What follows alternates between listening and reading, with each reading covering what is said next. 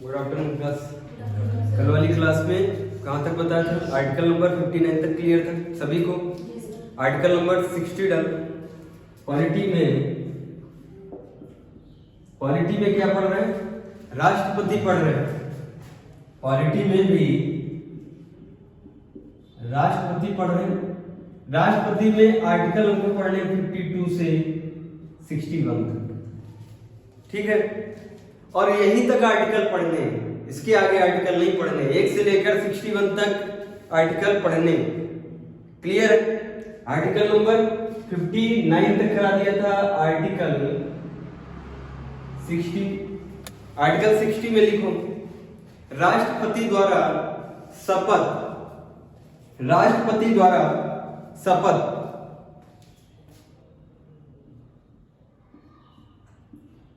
राष्ट्रपति द्वारा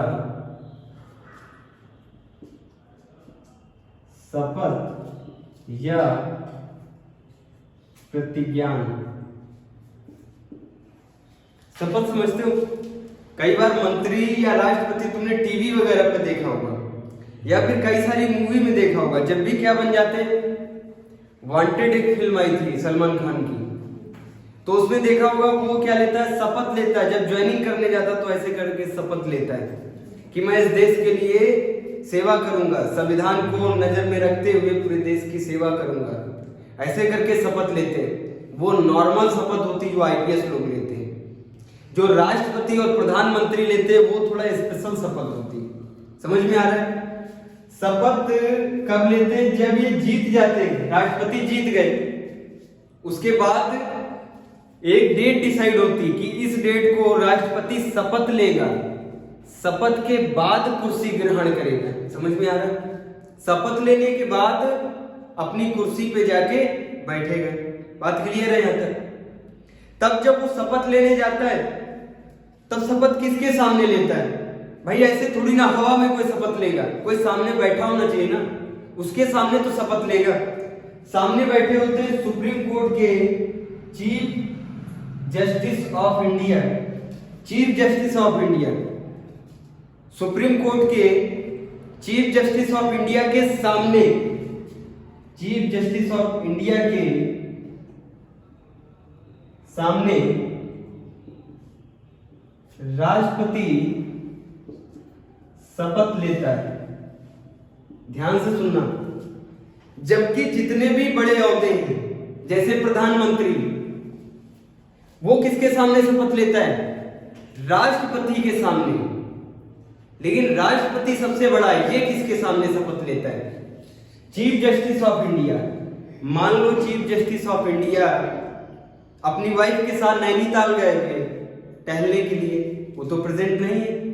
अब किसके सामने ये शपथ लेंगे? शपथ की डेट तो डिसाइड है। या फिर वो बीमार हो गए तो किसके सामने शपथ लेंगे?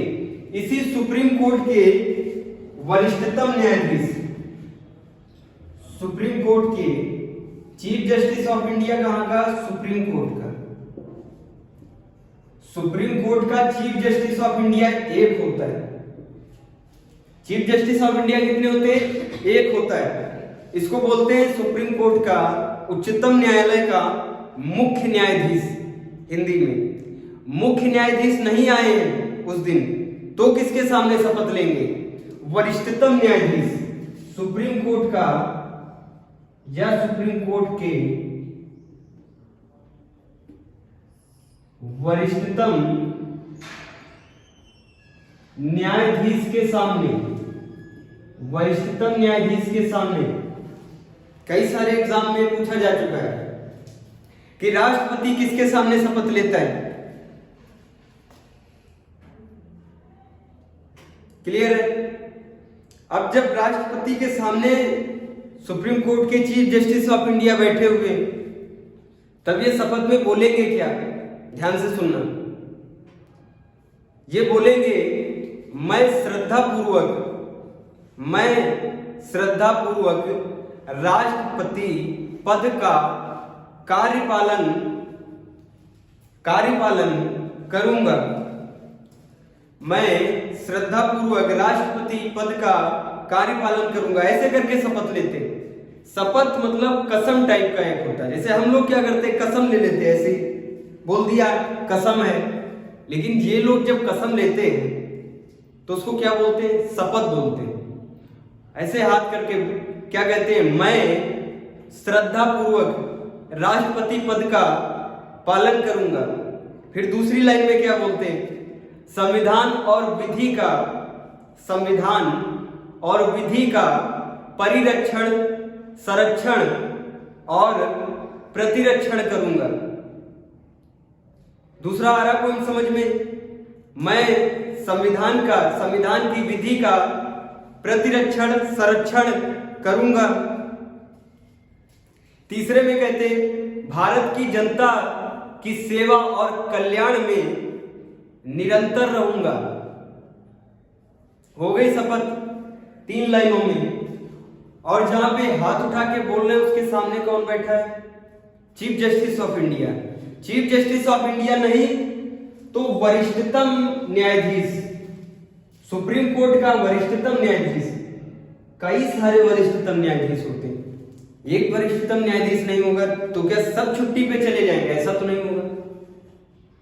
कोई एक वरिष्ठतम न्यायाधीश होगा।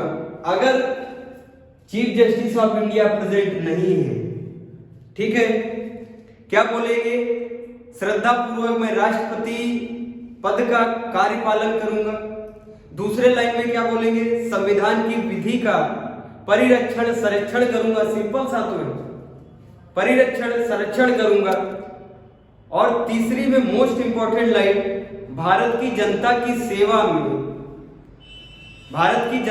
सेवा और कल्याण में निरंतर बना रहूंगा। है ना सिंपल एकदम। ऐसे ये संविधान के सामने संविधान की शपथ लेते कौन, राष्ट्रपति। बस यही है आर्टिकल नंबर 60 में। कई बार पूछा जाता है कि राष्ट्रपति की शपथ किस आर्टिकल में है, आर्टिकल नंबर 60 में शपथ किसके सामने है, chief justice of India, supreme court का chief justice of India. Chief justice of India नहीं है तो वरिष्ठतम न्यायाधीश सुप्रीम कोर्ट का। आ रहा ना समझ में। ये जो हमने बताया शपथ क्या लेते हैं, ये याद ना रहे कोई बात नहीं, किसी एग्जाम में ये थोड़ी ना पूछ लेंगे कि क्या उसमें लिखा होता श्रद्धा पूर्वक राष्ट्रपति पद का पालन करूंगा। ये याद रहे ना रहे कोई दिक्कत नहीं, लेकिन ये याद रहना चाहिए आर्टिकल नंबर 60 में राष्ट्रपति की शपथ किसके सामने, most important chief justice of India के सामने। हायर लेवल का एग्जाम होगा तो इनको गायब कर देगा, फिर पूछेगा अगर ये गायब है तो किसके सामने, ऑप्शन में वरिष्ठतम न्यायाधीश होगा। आ रहा समझ में। आर्टिकल नंबर 61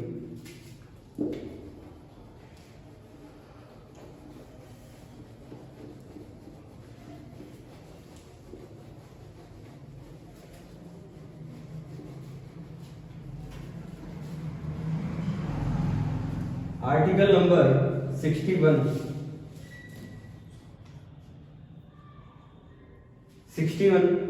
61 में क्या लिखा हुआ, राष्ट्रपति का हमने चुनाव बताया, चुनाव लड़ लिया, जीत गए, शपथ ले ली, कुर्सी पे गए, बैठ गए।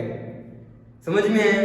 लेकिन जैसे ही कुर्सी पे बैठे वैसे ही दुराचार शुरू, वैसे ही संविधान का उल्लंघन शुरू। तो फिर क्या ये 5 साल बने रहेंगे कुर्सी पे? सोच रहे होंगे कि भाई राष्ट्रपति को कौन हटाएगा, राष्ट्रपति तो राष्ट्र का पति, उसको कौन हटाएगा? उसको कोई एक इंसान नहीं हटा सकता है।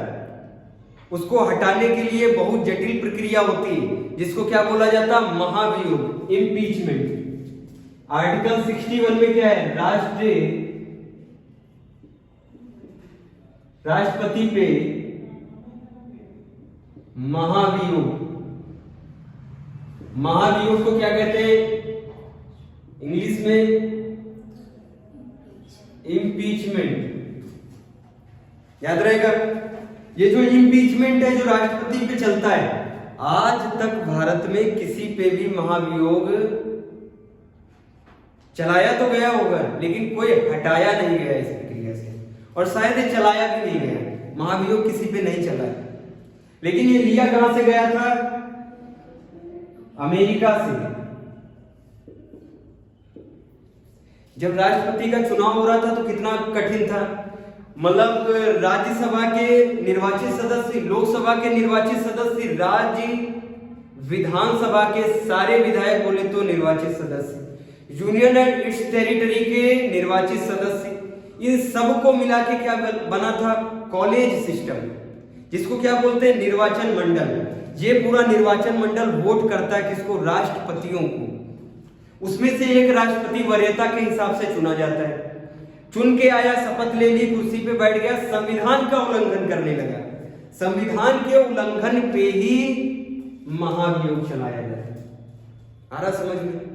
राष्ट्रपति पे महाभियोग चलाने की प्रक्रिया इसमें दी हुई। कैसे चलेगा, कैसे हटेगा राष्ट्रपति, अभी आएगा समझ में। हमने कहा जैसे इसको लाना सरल नहीं था, वैसे इसको हटाना भी सरल नहीं। कैसे हटाया जाएगा? महाभियोग की प्रक्रिया से। पूरे भारत में जितने भी लोगों को हटाया जाता है ना, उनको बोला जाता सीधे सीधे तुमको हटाया जाएगा। बोला जाता है ना, सरकारी नौकरी से बर्खास्त कर दिया जाएगा, हटा दिया जाएगा। जज को भी बोला जाता हटाया जाएगा। लेकिन ये राष्ट्रपति, अगर इसको बोलोगे हटाया जाएगा तो अच्छा नहीं लगेगा, इसीलिए इसको क्या बोलते हैं? महाभियोग चलाया जाएगा। हटाया नहीं जाएगा, महाभियोग चलाया जाएगा। आ रहा समझ में? महाभियोग जब चल जाएगा उसके बाद भी नहीं बोला जाता कि हटाया जाएगा। पद से क्या हो जाते हैं? मुक्त हो जाते हैं। उसका जो पद है, उसकी पद की जो है गरिमा है, इसीलिए उस पर क्या चलाया जाता है? महाभियोग चलाया जाता है। समझ में आ रहा है? अब महाभियोग चलाने की प्रक्रिया देखो कैसे चलती है। हमने कहा राष्ट्रपति का चुनाव हुआ, जीत गए, शपथ ली, कुर्सी पे बैठ गए। महाभियोग चलता कब है? जब ये संविधान का उल्लंघन करेंगे। कब चलेगा? ध्यान से लिख लो, संविधान के उल्लंघन करने पे महाभियोग चलाया जाता है। याद रहेगा? है ना सिंपल भाई। संविधान का उल्लंघन करोगे, कई बार हम सुनते हैं, अपने दैनिक जीवन में नहीं सुनते कि संविधान का उल्लंघन कर रहे हैं भाई, संविधान के मुताबिक नहीं चल रहे हैं। ऐसा अगर राष्ट्रपति कर देता है, संविधान के अकॉर्डिंग नहीं चलता है, संविधान का उल्लंघन करता है, संविधान में लिखी हुई है कोई बात और वो कोई अलग बात मनवाने की कोशिश करता, तब फिर क्या चलेगा? महाभियोग चलेगा। क्लियर है? अब सुनो, राष्ट्रपति पे महाभियोग चलाने की प्रक्रिया कैसे की जाती है। महाभियोग का आरोप लगेगा, आरोप ना लगेगा तभी तो चलेगी महाभियोग की प्रक्रिया। ध्यान से सुनना, एकदम प्रैक्टिकली समझा रहा है, इंपॉर्टेंट बहुत है। कोई सा भी एग्जाम हो, छोटे से बड़े तक, राष्ट्रपति से क्वेश्चन आते हैं। आर्टिकल नंबर 61 क्या पढ़ने जा रहे हैं? महाभियोग की प्रक्रिया, या फिर ब्रैकेट में डाल सकते हो राष्ट्रपति हटाने की प्रक्रिया। अपने शब्दों में राष्ट्रपति हटाने की प्रक्रिया, राष्ट्रपति को हटाने की प्रक्रिया। दिख रहा है? ध्यान से सुनना। अभी जब ये बैठ गए कुर्सी पे, ये बना थी कुर्सी, राष्ट्रपति जी बैठ गए कुर्सी पे, बन गए तानाशाह बन गए, संविधान का उल्लंघन करने लगे। तो किसी भी सदन में, बोले तो संसद के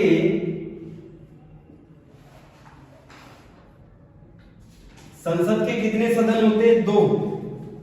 संसद के दो सदन होते हैं, एक क्या होता है लोकसभा और एक क्या होता है राज्यसभा। आ रहा ना समझ में? राज्यसभा के कैंडिडेट को पता चल गया कि राष्ट्रपति ने संविधान का उल्लंघन किया है, तो ये राज्यसभा से चालू हो जाएगा, महाभियोग की प्रक्रिया स्टार्ट हो जाएगी। और अगर लोकसभा को पता चला तो ये लोकसभा से स्टार्ट हो जाएगी। मतलब समझ रहे हो इंपॉर्टेंट पॉइंट, ये संसद के किसी भी सदन से स्टार्ट हो सकता है। क्या? महाभियोग की प्रक्रिया में क्या होगा, सबसे पहले 14 दिन से भी पहले जब लगाया जाता है उससे पहले राष्ट्रपति से बता दिया जाता है कि तुमने संविधान का उल्लंघन किया और तुम पे हम चलाने जा रहे हैं महाभियोग की प्रक्रिया। आ रहा समझ में? कहां चलेगा? इस संसद के किसी भी सदन में, लोकसभा में भी और राज्यसभा में, कहीं भी चल सकता है। लिखना, महाभियोग का आरोप संसद के किसी भी सदन में चलाया जा सकता है, लोकसभा या फिर राज्यसभा। जिस सदन में आरोप लगाया गया है, जिस सदन में आरोप लगाया गया है वहां के 1/4 एक चौथाई, ध्यान से सुन लेना। देखो, मान लो राज्यसभा में कितने मेंबर है, टोटल कितने होते? 250 होते। और यहां पे कितने होते? 543 लोग होते निर्वाचित, 2 अपॉइंटेड होते। टोटल कितने होते? 545 होते लोकसभा में। ध्यान से सुनना, 250 में से केवल 1-2 को लग रहा है कि महाभियोग चलाना चाहिए, 545 में से 1-2 को लग रहा महाभियोग चलाना चाहिए, लेकिन सबको नहीं लग रहा, तो फिर 1-2 से काम नहीं चलेगा। आ रहा ना समझ में? लगा 1-2 को, लेकिन हस्ताक्षर कितने लोग करेंगे? 1/4 लोग करेंगे, तब वो कागज बन के तैयार होगा। आ रहा समझ में? महाभियोग का कागज, ध्यान से सुनना, किसी भी सदन में बोला, लोकसभा में, राज्यसभा में, किसी में भी, इस 250 में से किसी एक को लगा है, ध्यान से सुनना, उसको लगा राष्ट्रपति ने क्या किया है? संविधान का उल्लंघन किया है। ये सबसे बताएगा राष्ट्रपति जी ने ऐसे ऐसे संविधान का उल्लंघन किया है। सबको अगर लगता है हाँ उल्लंघन किया है, लगता है लोगों को हाँ उल्लंघन किया है, तो फिर एक कागज बनाया जाएगा। इसको क्या बोलते हैं? चिट्ठा बोलते हैं, इनवलप बोलते हैं, कई बार थैली जैसा नहीं देखा, लिफाफा भी बोलते हैं। इस पे ऊपर लिखा होगा महाभियोग। ध्यान से सुनना, ठीक है? ये इनवलप कहीं भी लाया जा सकता है, राज्यसभा या फिर लोकसभा में। ये मान लो हमने धर दिया राज्यसभा में, अब इस लिफाफे पे 1/4 मेंबर, 250 में से 1/4 लोग क्या करेंगे? हस्ताक्षर, सिग्नेचर बोलते हैं इंग्लिश में। इस पे 1/4 लोग यहां पे साइड में ऐसे सिग्नेचर करेंगे। समझ में आया? तब ये लिफाफा वैलिड माना जाएगा कि हाँ अब चला है महाभियोग। 1/4 लोग क्या करेंगे? सिग्नेचर, देखो लिख देते हैं सिग्नेचर। अभी बात बनेगी नहीं, 1/4 लोगों ने सिग्नेचर कर दिया, अभी वो हटेगा नहीं। 1/4 लोगों ने, एक सदन से 1/4 लोगों ने क्या कर दिया? सिग्नेचर कर दिया। ये लिफाफा क्या हो गया? अप्रूव हो गया। अभी केवल अप्रूव हुआ है, अभी खेल बाकी। फिर क्या होगा? 2/3 लोग, 2/3 जितनी भी जनसंख्या है कि 250 में से 2/3 लोग, 2/3 लोग क्या करें? सहमति करें। सहमति का मतलब समझते हो? कई बार लोग क्या कहते हैं? हाँ हाँ तुम्हारी बात सही, ऐसे नहीं करते। बजरंगी भाईजान में वो जब बोल नहीं पाती तो ऐसे करके कहते वो होती सहमति। वैसे करके सहमति कितने लोग दे? 2/3। सिग्नेचर कितने लोग? 1/4। अप्रूवल और ज्यादा मजबूत हो गया। अब एक सदन में ये पूरा मजबूत हो गया। राज्यसभा में यहां तक आया, यहां तक आया। अब राज्यसभा में जो लिफाफा है ऐसे बना देते हैं लिफाफा, तो समझ में आएगा। अब ये पूरी तरह से अप्रूव हो गया। बात क्लियर है? अब ये लिफाफा कहां भेजा जाएगा? दूसरे सदन में। दूसरा सदन बोले तो लोकसभा। ये भेज दिया गया कहां पे? लोकसभा में भेजा गया। लोकसभा में सेम क्या करेंगे? पहले इसकी जांच करेंगे। किसकी? इस लिफाफे की।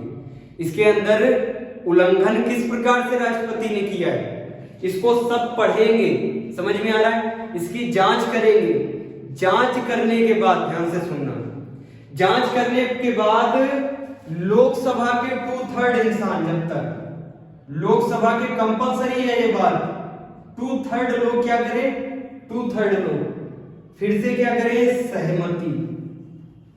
जैसे ही हो जाएगी लोकसभा से 2/3 से सहमति, फिर ये राष्ट्रपति क्या कर दिया जाएगा? हटा दिया जाएगा। ये प्रक्रिया देखिए, इतनी लंबी प्रक्रिया है। आया समझ में? किसी भी सदन में बोला है, लोकसभा या राज्यसभा में, जिसको भी लगा लिफाफा बनाओ, लिफाफा बनाया, लो सिग्नेचर 1/4 लोगों से सिग्नेचर हुए। समझ में आ रहा है?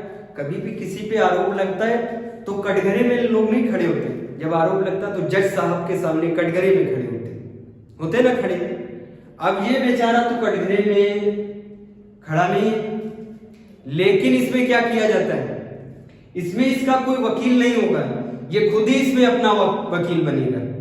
ये अपनी सिफारिश कर सकता है। जब महाभियोग की प्रक्रिया चल रही होती स्टेप बाय स्टेप हर दिन, तब ये अपनी सिफारिश, जब इससे लोग पूछेंगे कि क्या आपने ऐसा किया, तो ये सिफारिश अपनी कर सकता है। इसी को बोलते हैं क्विसी जुडिशियल। ये कौन सी प्रक्रिया है? क्विसी जुडिशियल। क्विसी जुडिशियल प्रक्रिया है। यहाँ पे जज साहब के सामने नहीं पेश किया जाता है। क्या जज साहब के सामने पेश करेंगे? ये भी तो सरकार है, सरकार के सामने क्या जाएगी? समझ में आ रहा है? अंदर से ही काम किया जाएगा, लेकिन जज जैसा काम किया जाएगा। तो आगे आना देखो, अर्ध न्यायिक प्रक्रिया, क्विसी जुडिशियल। लगता है न्याय हो रहा है, लेकिन कोर्ट में नहीं हो रहा है, इसलिए इसको क्या बोलते हैं? क्विसी जुडिशियल। लग रहा है तुमको, देखो न्याय जैसा किया जा रहा है। एक लिफाफा बन रहा है, सहमति हो रही, प्रक्रिया के हिसाब से हटाया जा रहा है। लग रहा है तुमको जैसे कटघरे में खड़े हैं, लेकिन कटघरे में नहीं खड़े हैं। लग रहा है कि आधा न्यायालय, लग रहा है ना, आधा न्यायालय। इसीलिए इसका क्या नाम है? अर्ध न्यायिक प्रक्रिया। समझ में आया? कई सारे एग्जामों में पूछा जाता है किस प्रक्रिया से, वहां पे प्रक्रिया अर्ध न्यायिक होती। चल क्या रहा है? महाभियोग चल रहा है। किस पे चल रहा है? राष्ट्रपति पे। आर्टिकल नंबर 61 कैसे चल रहा है? सबसे पहले किसी भी सदन में, सदन बोले तो जब भी हम संसद बोले, संसद जब भी हमारे मुंह से निकले तब भी समझ जाना राज्यसभा भी बोल दिया हमने, लोकसभा भी बोल दिया हमने, राष्ट्रपति भी बोल दिया हमने। इन तीनों को मिला के संसद बनती है। ठीक है? अभी जब राष्ट्रपति पे ही बात चल रही है, तो राष्ट्रपति तो खुद कटघरे में खड़ा है, तो बात खत्म हो गई। किसकी बात कर रहे हैं? राज्यसभा की और लोकसभा की बात कर रहे हैं। कहीं भी आ सकता है, राज्यसभा में भी और लोकसभा में भी। जो लाया है वो क्या करवाए? पहले 1/4 लोगों से सिग्नेचर करवाए। सिग्नेचर करवाने के बाद 2/3 से सहमति। सहमति समझ गए? हाँ ठीक है, ऐसे करके सहमति। हाँ ये गलत है, मान रहे हैं। आगे कहां तब बढ़ जाएगा? लोकसभा में भी हाँ सही है, ये गलत है, जांच होने के बाद। ये जब यहां से जाएगा तो बीच में बहुत तगड़ी जांच होती है। जांच वैसी जांच नहीं होती जैसे सीबीआई वाले करते हैं, जांच होती है इस लिफाफे की। कि जो उल्लंघन इन्होंने किया है तो क्या सच में किया है या ऐसे ही आरोप लगा दिया गया है। आ रहा समझ में? लिख लो 1/4 सदस्यों के हस्ताक्षर होने चाहिए और राष्ट्रपति को 14 दिन का, बताया ना अभी पहले, 14 दिन की नोटिस देनी होगी। 14 दिन पहले की नोटिस दे दी जाती। ये प्रक्रिया चलाने से पहले 14 दिन की नोटिस दी जाती। नोटिस में क्या है, इनको बता देते तुम पे चलने वाला है महाभियोग, और फिर महाभियोग का प्रस्ताव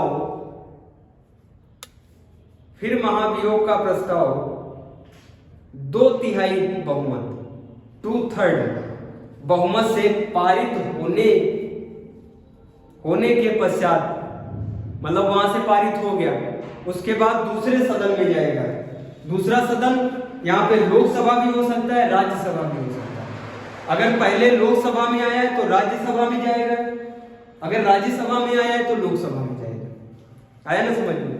2/3 जब पास हो जाएगा तो लोकसभा में जाएगा, दूसरे सदन में जाएगा।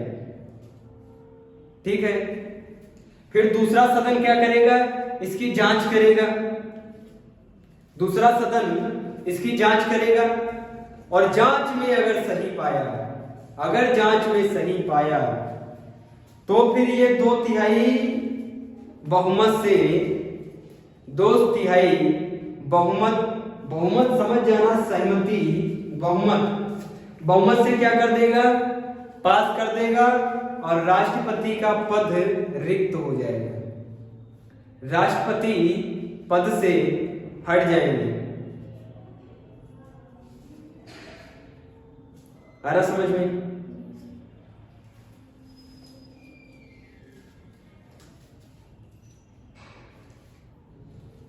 देख लो, बहुत इंपॉर्टेंट है, फिर से देख लो। कई बार एग्जाम में इससे क्वेश्चन आते हैं।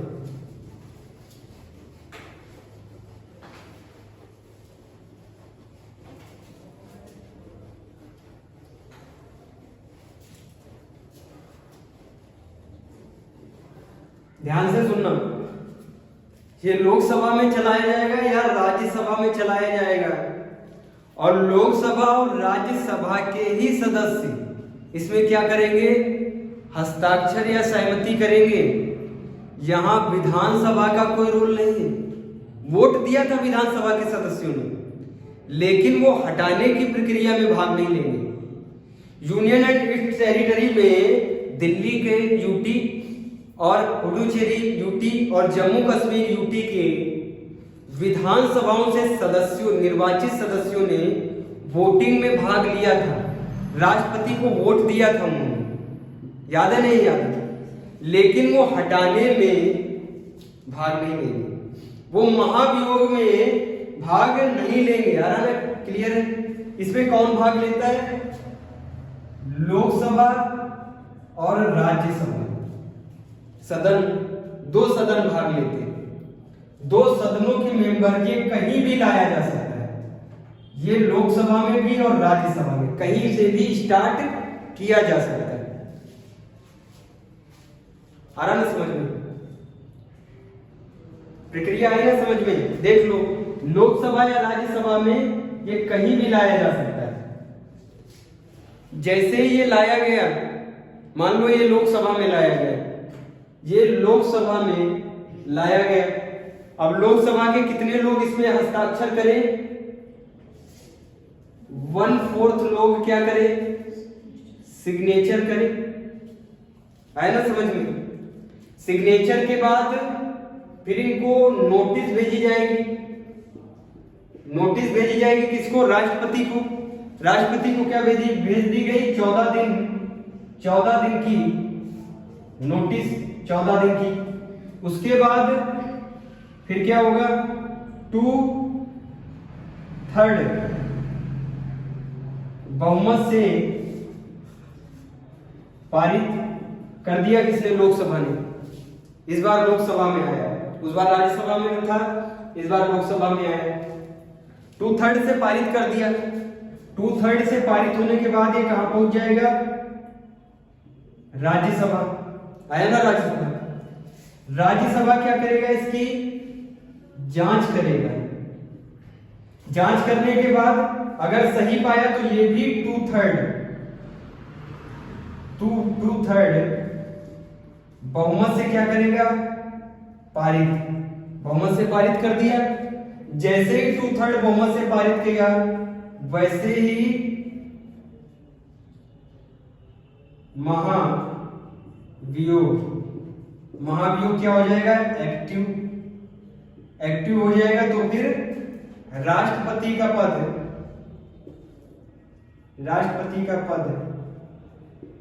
रिक्त हो जाएगा। आइए प्रक्रिया समझ में। देखो, राष्ट्रपति का पद रिक्त हो जाएगा। यहां पे हमने कहीं भी लिखा है राज्य के विधानसभा के लोग, केवल ये लोकसभा और राज्यसभा में चलेगा, वहीं के सदस्य इसमें भाग लेंगे। क्लियर है? फिर लिखो, अभी तक किसी पे भी भारत में अभी तक किसी पे भी महाभियोग नहीं चलाया गया। भारत में आज तक किसी पे भी महाभियोग नहीं चलाया गया। नोट डाउन करो।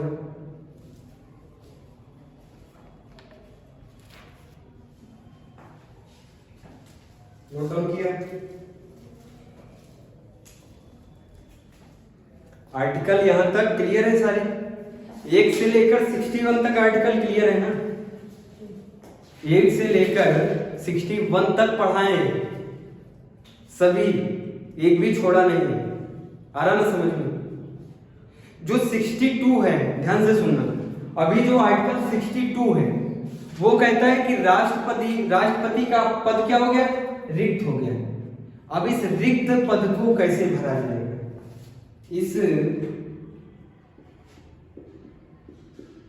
इस रिक्त पद को कैसे भरा जाएगा? इसकी प्रक्रिया किसमें? आर्टिकल नंबर 62 में। अभी जो राष्ट्रपति हट गया ना, ये कैसे आएगा राष्ट्रपति? समझते हो ना? राष्ट्रपति का चुनाव इमरजेंसी में होगा। ये चुनाव 6 महीने के अंदर। आया समझ में? लेकिन अगर उन्होंने बेईमानी या उल्लंघन किया है, 5 महीने ही बाकी है, अभी 5 महीने ही बाकी है राष्ट्रपति का पद खत्म होकर दूसरे राष्ट्रपति को आने में, तो क्या चुनाव होगा? तो नहीं होगा चुनाव। तो फिर इतना लफड़ा क्या पाल के करेंगे? अभी 10-15 दिन की बात बची है, उसमें 10-15 दिन के लिए राष्ट्रपति लाए, 10-15 दिन के बाद फिर चुनाव कराए, हो गया ना बवाल। ये बवाली काम नहीं करेंगे। अगर है समय तो फिर होगा चुनाव। आया ना समझ में?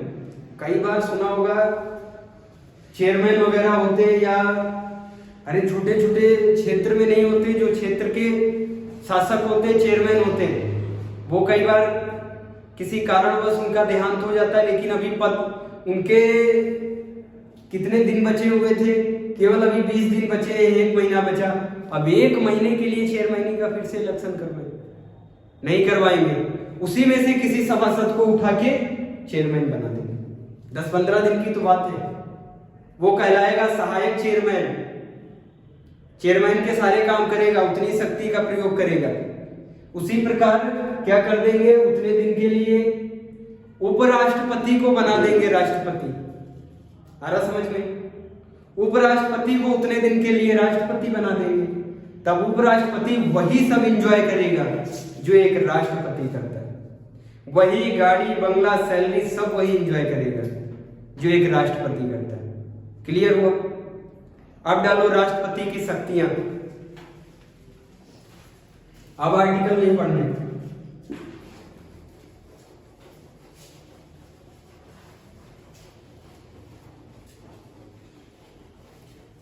राष्ट्रपति की शक्तियां। शक्तियों में बहुत सारी शक्तियां राष्ट्रपति के पास होती हैं। जैसे कार्यकारी शक्ति होती, विधायी शक्ति होती है, वित्त शक्ति होती है, आपातकालीन शक्ति होती है, बहुत सारी शक्तियां होती। सारी 1 बाय 1 पढ़ाएंगे, लेकिन जो सबसे पहले शक्ति पढ़ने जा रहे हैं वो है कार्यकारी शक्तियां, राष्ट्रपति की कार्यकारी शक्तियां।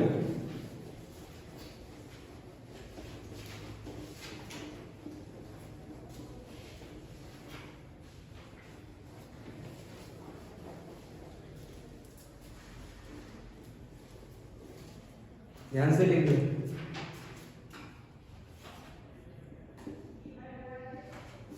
राष्ट्रपति की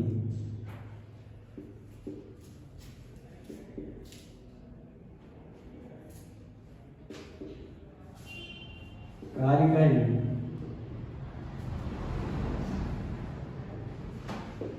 शक्तियां, कार्यकारी शक्तियां जो ये कर सकते हैं वो शक्तियां, लेकिन ये कर कुछ नहीं पाते।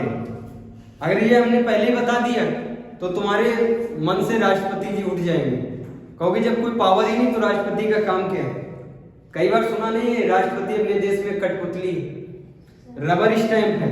रबर का स्टैंप ले लो, ये देखो लकड़ी, इस पे कोई स्याही लगा दोगे और किसी पेज पे लगाओगे तो छप जाएगा। लेकिन अगर ये रबड़ का होता, रबड़ समझते हो ना, रबर वो कैसा होता, लचीला होता, उस पे अगर इंक लगाओगे और किसी चीज पे लगाओगे तो छपेगा नहीं, लगेगा स्टैंप है, लेकिन उस स्टैंप से मोहर लगेगी नहीं। लगती है रबर की स्टैंप, कभी सुना है रबर का स्टैंप? जहां भी जाओगे तुमको लकड़ी का स्टैंप मिलेगा, प्लास्टिक का स्टैंप आता है वो मिलेगा, लेकिन रबड़ का स्टैंप नहीं मिलेगा। रबड़ इसका स्टैंप ये होता है, देखने में लगता है कि है स्टैंप, लेकिन लगता नहीं है, क्योंकि जब पेज पे लगाओगे तो अंदर की तरफ दब जाएगा। इसीलिए इसको क्या बोलते हैं, रबर स्टैंप। वो दिखता है कि बहुत बड़ा शक्तिशाली है, लेकिन शक्ति होती नहीं है उसके पास। सारी शक्तियां पीछे से कंट्रोल कौन करता है, प्रधानमंत्री करता है। इसीलिए इसको कठपुतली कहते हैं। आ रहा ना समझ में? जब ये अपने कार्यकाल में होता है 5 साल के दौरान, ये जेल नहीं जा सकता है। देखो कितनी अच्छी बात है, ये जेल नहीं जा सकता, किसी अदालत में मुकदमा नहीं लड़ा जा सकता है। राष्ट्रपति और राज्यपाल जेल नहीं जाएंगे जितने दिन ये अपने कार्यकाल में। देखो कितनी अच्छी बात है नहीं? लेकिन अगर जब ये ऐसा काम कर देंगे गलत, तो इन्होंने संविधान का उल्लंघन कर दिया ना, चल जाएगा महाभियोग, और महाभियोग के बाद राष्ट्रपति रह ही कहां जाएंगे? तब तो हो गए आम आदमी, तब जाएंगे जी। आ रहा समझ में? ये ना समझना कि राष्ट्रपति किसी का कत्ल कर देंगे। अगर ऐसे होने लगे तो मोदी जी के कहने पे है रामनाथ कोविंद, वो कहते राहुल जी को उड़ा दो, वो तो जेल नहीं जाएंगे ना। लेकिन सिस्टम पॉलिटी में समझना, पॉलिटी में जैसे डायरेक्ट कहते हैं उसका पेज कहीं और से फंसा होता है। ये है इंडियन पॉलिटी। जैसे कभी साइकिल में रिम देखा है, रिम गोल होता है, वहां पे कहीं पे कुछ भी लग जाएगा और घूम के तुमको फिर एक बार आके मिलेगा, वहीं पे फिर आके मिलेगा। उसी प्रकार पॉलिटी, कोई भारतीय राजनीति में, कोई भारतीय संविधान में किसी के ऊपर पिताजी नहीं है, कोई किसी का इसमें बाप नहीं है, न जनता और न सरकार। सरकार भी लुढ़क जाएगी और जनता भी लुढ़क जाएगी, तो समझ नहीं पाओगे कौन किसका बाप है। इसीलिए भारतीय संविधान में कोई किसी का बाप नहीं। आ रहा ना समझ में? जब राजतंत्र चलता था तो राजा था सबका बाप, उसके कहने पे सब होता था। लेकिन लोकतंत्र में कोई किसी का पिताजी नहीं। कार्यकारी शक्ति में पहली तरफ भारत सरकार के सभी शासन संबंधी कार्य उसके नाम पर किए जाते हैं। ध्यान से सुनना, कार्यकारी शक्ति में भारत में सभी शासन संबंधी कार्य उसके नाम पे, ये ना समझ लेना मेरे नाम पे, जितनी बार हुआ और उसके कहे तो समझ लेना राष्ट्रपति को बोल रहे हैं, उसके नाम पे किए जाते हैं। कैसे? देखना, सदन में नियम कानून CAA आया था ना, CAA याद है? बहुत ज्यादा दंगा हुआ था। सिटीजनशिप वाला amendment act, citizenship amendment act अभी नहीं देखा है, बहुत ज्यादा दंगा हुआ था। ये बनवाया किसने है? किसके कहने पे बनवाया गया है? ध्यान से सुनना, ये बनवाया गया है किसके कहने पे? PM जी के और इनकी मिनिस्ट्री कार्यपालिका के। लेकिन ये जब कागज आएगा ना अप्रूव होके, तो इस पे नीचे सिग्नेचर किसके होते हैं? राष्ट्रपति के। तो बताओ किसने? क्या लगता है कि राष्ट्रपति ने बनाया है, लेकिन बनवाया किसने? प्रधानमंत्री। कह रहे ना पॉलिटी जैसी दिखती वैसी लगती नहीं। नोट डाउन कर लो, यही से कल पढ़ाएंगे, ठीक है? नेक्स्ट लेक्चर में।